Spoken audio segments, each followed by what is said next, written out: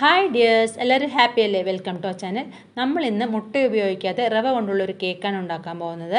അതിന് 1.5 കപ്പ് റവ എടുത്ത് ഒന്ന് ചൂടാക്കിയ ശേഷം നല്ല ഫൈൻ പൗഡറായി പൊടിച്ചെടുക്കണം.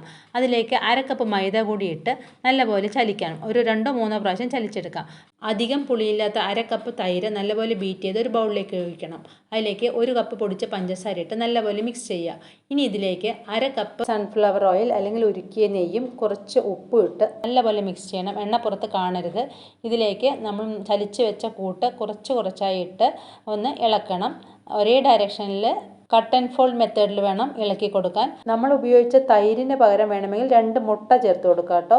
ഇനി ഇതിലേക്ക് 1 കപ്പ് പാല് കുറച്ചായി ഒഴിച്ച് കട്ട് ആൻഡ് ഫോൾഡ് മെത്തേഡിൽ ഒന്ന് മിക്സ് ചെയ്യുക. കൺസിസ്റ്റൻസി കറക്റ്റ് ആവുന്നത് വരെ കുറച്ചായി പാലൊഴിച്ച് മിക്സ് ചെയ്യാം. പാലിനൊരു ഇളം ചൂട് വേണം, ഒരുപാട് ചൂട് പാടില്ല. ഈ കേക്ക് ഉണ്ടാക്കാൻ നമുക്ക് ബീറ്റർ വേണ്ട, ഓവൻ വേണ്ട, സോസ് പാനിലാണ് നമ്മൾ ഈ കേക്ക് ഉണ്ടാക്കാൻ പോകുന്നത്.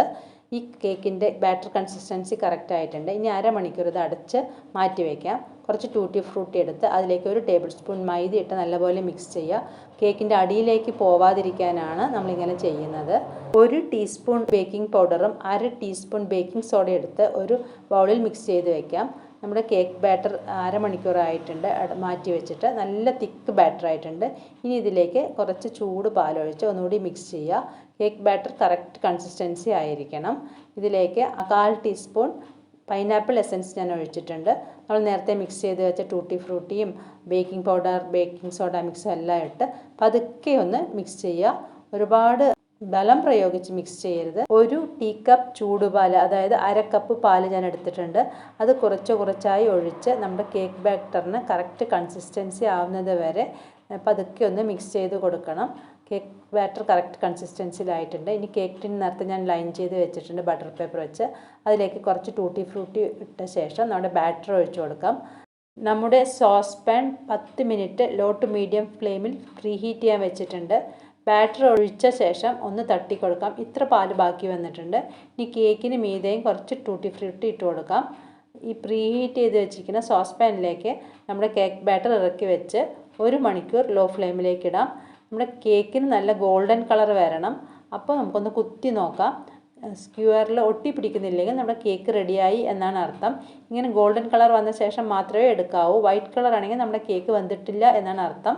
അങ്ങനെയാണെങ്കിൽ കുറച്ച് നേരം കൂടി ലോ ഫ്ലെയിമിൽ അടച്ച് വെച്ചാൽ മതി. നമ്മുടെ കേക്ക് വെന്ത് കിട്ടിക്കോളും. നമുക്ക് കേക്ക് ഒന്ന് ഡീമോൾഡ് ചെയ്യാം. തണുത്ത ശേഷം ഡീമോൾഡ് ചെയ്യുന്നതാണ് നല്ലത്. ബട്ടർ പേപ്പർ എല്ലാം എടുത്ത് മാറ്റിയിട്ടുണ്ട്. നല്ല കേക്കിൻ്റെ കളർ നോക്കൂ, നല്ല സ്പോഞ്ചി ആയിട്ടുണ്ട്. സോഫ്റ്റാണ് നമ്മുടെ കേക്ക്. അടിപൊളി കേക്ക് കിട്ടിയിട്ടുണ്ട്. നമുക്കിതിൻ്റെ ബേസിലുള്ള ബട്ടർ പേപ്പർ കൂടി മാറ്റിയിട്ട് നമുക്ക് മുറിക്കാം. നിങ്ങളെല്ലാവരും ഈ കേക്ക് ഒന്ന് ട്രൈ ചെയ്യണം. കേക്ക് ഉണ്ടാക്കാൻ ഇപ്പോൾ ന്യൂ ഇയറും ക്രിസ്മസും വരണമെന്നൊന്നുമില്ലല്ലോ. ബർത്ത്ഡേക്ക് ഉണ്ടാക്കാം, അല്ലെങ്കിൽ നമുക്ക് കേക്ക് ഉണ്ടാക്കാം. ഇനി നമുക്കതിൻ്റെ പീസസ് ആക്കാം. പീസസ് ആക്കി നമുക്കൊരു ബോക്സിലിട്ട് വെച്ച് കഴിഞ്ഞാൽ നമുക്ക് കുട്ടികൾക്ക് സ്കൂളിട്ട് വരുമ്പോൾ ഇടയ്ക്ക് കഴിക്കാം, നമുക്കും ഇടയ്ക്കൊന്ന് കഴിക്കാം.